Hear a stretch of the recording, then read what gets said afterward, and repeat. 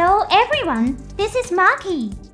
When it comes to the mobile suit that played a major role in the GQuuuuuuX story, it's got to be the GYAN. It only appeared in a single episode of the original 0079 and its scene was completely cut from the movie version, making it a rather unlucky mobile suit. Fortunately, after 45 years, it finally had its moment to shine. The GYAN also made a big impact in the alternative series, Seed Freedom. You could say that we've officially entered the age of GYAN. Now, the GYAN from the GQuuuuuuX version has been released as a GUNPA. Let's take a look at the newly revealed settings for this GYAN. Similar to the light-type gun cannon we discussed yesterday, there are a few details that warrant further discussion. Before we dive in, I have a quick announcement. My channel offers membership support. For just 99 cents a month, you can get a name badge and comment stamps. Alright, let's dive into the analysis.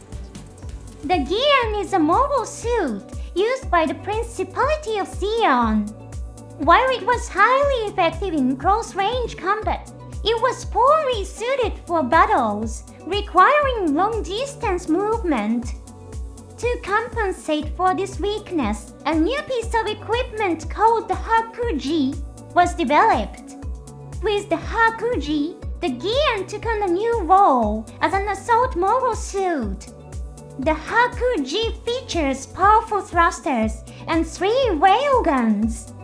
It also functions as a massive spear, capable of delivering powerful strikes against electromagnetic shields.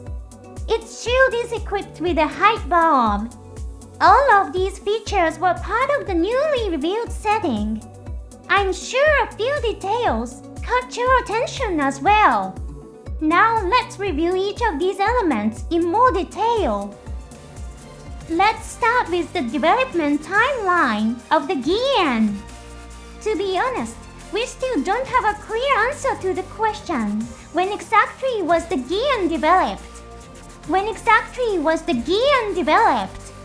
According to the original 0079 timeline, it was created during the war between the Principality of Xi'an and the Earth's Federation forces. Ultimately, the GYAN lost in a performance comparison test against the GYAN and was never officially adopted. However, in GQuuuuuuX, it's unclear if that performance test took place. The only clue we have comes from a line spoken by Mulligan after the successful capture of the GUNDAM. He says something along the lines of thanks to Shah's proposal, a new mobile suit designed using data from the GUNDAM analysis will be recognized as the officially adopted model. In that same scene, Mulligan states that Xianic's new mobile suit development has been cancelled. In the original 0079, Xianic developed the GYAN. Conversely, the GYAN was developed under Zima's leadership. It seems reasonable to assume that the development of the GYAN prototype was cancelled and that the GYAN name was given to a new mobile suit designed using GUNDAM data. This suggests that in the Universal Century 0079 of the GQuuuuuuX universe, the GYAN hadn't been developed yet. Was it developed after the war? From here on out, I want to make it clear that I'm sharing my own personal speculation and interpretation. What if the GYAN was developed by Kisilier to challenge GYAN for control? It wouldn't be strange for Xianami to pursue the development of a new mobile suit based on the one that brought them victory, especially after winning the war against the Earth's Federation. Perhaps Kisilier used the GYAN development project as part of her plan to overthrow GYAN. GYAN Zombie placed a high value on the combat potential of mobile armors. In fact, there's a scene in the story where one of his aides confidently states the Big Sam is the most powerful force in space.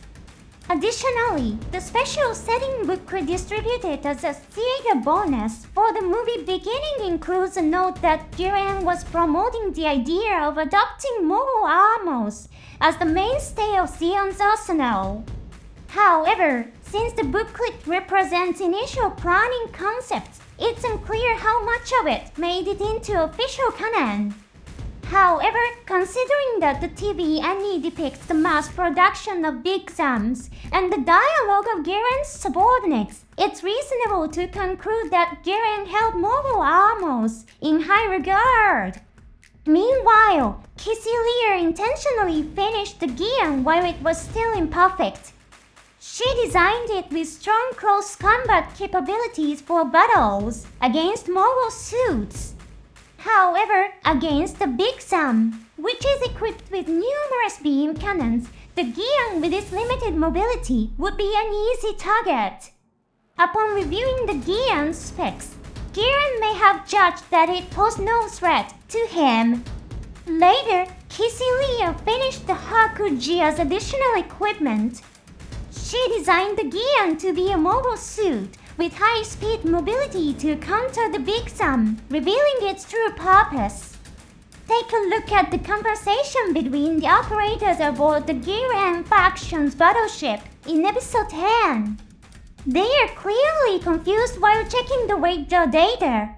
One of them asks, "Is that really a mobile suit?"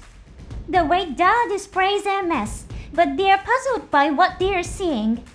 The word unknown also appears on the screen. If it were a formerly adopted GYAN mobile suit, it wouldn't be strange for the name GYAN to be displayed. Instead, it's listed as unknown. This implies that the GYAN equipped with the HAKUJI wasn't registered in the GYAN military's database. That's the implication of the scene. I'm sure many of you are curious about the weapons on the HAKUJI. According to the recently released specifications, it is said to be armed with 3 built-in railguns. In the Gundam series, the term railgun generally refers to weapons that are not beam-based. They usually fire metal projectiles by accelerating them using electricity. In the Universal Century, beam weapons are often referred to as beams or megaparticle cannons. Since the HAKUJI's railguns fire metal projectiles, they seem effective against the Big Sam side field, which is known for its strong resistance to beam weapons. However, a puzzling detail emerges when you watch the anime. The Big Sam side field is shown deflecting shots fired from the HAKUJI. What's going on here? This situation may be similar to what we saw in the episode analyzing the light-type gun cannon. In other words, the gunpla development staff may have simply made a mistake. Perhaps the HAKUJI was initially supposed to be equipped with railguns, but they were changed to beam cannons during the anime production process. However, there may not have been enough time to update the printed materials included with the gunpla. After all gunpla need to be manufactured and shipped in large quantities, production often starts long before the anime airs. Therefore, it's possible that the model kit differs from what appears in the anime. But honestly, calling it a simple mistake and ending the discussion there isn't very fun, is it? Let's take a different approach and see if we can interpret the settings revealed in the gunpla as correct. The eye field is a technology that utilizes Minovsky particles. The same particles are also used in Minovsky craft systems. Using Minovsky particles makes it possible to generate physical force fields. These fields can even levitate battleships. These particles can also influence surrounding objects. For instance, when the Psycho Gundam in Zeta Gundam activates its Minovsky craft, nearby rocks fly through the air. Similarly, in the 08MS team, the Epsilon unleashes a shockwave that blows away mobile suits when it activates its Minovsky craft. If the big Samsai field is powerful enough, it may be able to repel railgun projectiles, even though they aren't being weapons. Of course, this is just my personal interpretation. What do you think? Exploring these kinds of interpretations is part of what makes the Gundam series such a fun and engaging experience. The GUN settings also mention that the HAKUJI spear is effective against electromagnetic field defenses.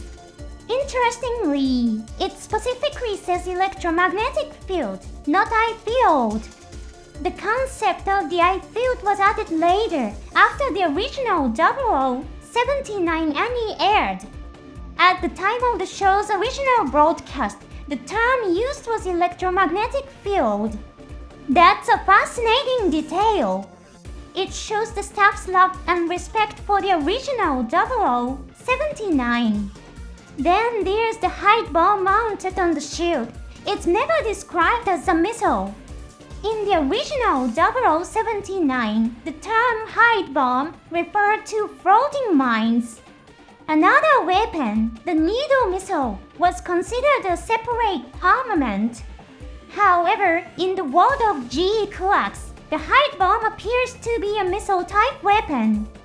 That appears to be the intended setting. Despite being created as part of a hidden scheme, the GYAN stands tall with a noble, knight-like elegant white appearance. Hopefully, we'll get to see it continue to shine in future spin-offs and side stories. Thanks for watching until the end. See you in the next episode.